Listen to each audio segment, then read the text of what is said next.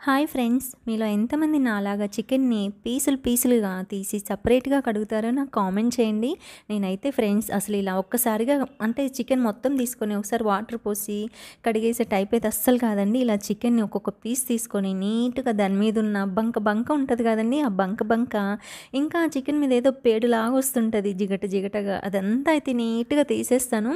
మా కొంపలో అయితే ఊరికి తిడతా ఉంటారండి, ఇలా కడుగుతావు అసలు ఏముంటుంది దాంట్లో, చికెన్లో ఉన్న ప్రోటీన్ అంతా పోతుంది, ఫ్యాట్ అంతా పోతుంది, వండి ఏం లాభము, ఏదో అంతా శుద్ధపూస తిన్నట్టు ఉంటుంది, శుద్ధపిండిలాగా ఉంటుంది, నువ్వు ఇట్లా చేస్తే అని అయితే గొనుగుతూ ఉంటారు. వాళ్ళు ఎన్ని చేసినా కానీ నేను అస్సలు వినండి. ఇలా అయితే నాకు నీట్గా కడిగి పీసుకి కడిగి ఏమీ లేకుండా, బంక లేకుండా, పేడు లేకుండా, జిగట అనేది లేకుండా నీట్గా తీస్తే కానీ నేనైతే వంట చేయను.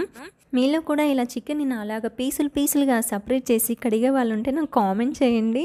అంటే చాలామంది అంటారు నాకు ఓసిడి ఉంది, ఓసిడి ప్రాబ్లమ్ని, ఓసిడితో చచ్చిపోతున్నామని అయితే అంటారు. వాళ్ళు ఎన్నన్నా చెప్పనియండి, నేను మాత్రం అస్సలు వినను. నేను చేయాలనుకున్నదే చేస్తూ ఉంటాను ఎప్పుడైనా కానీ. Thank you for watching.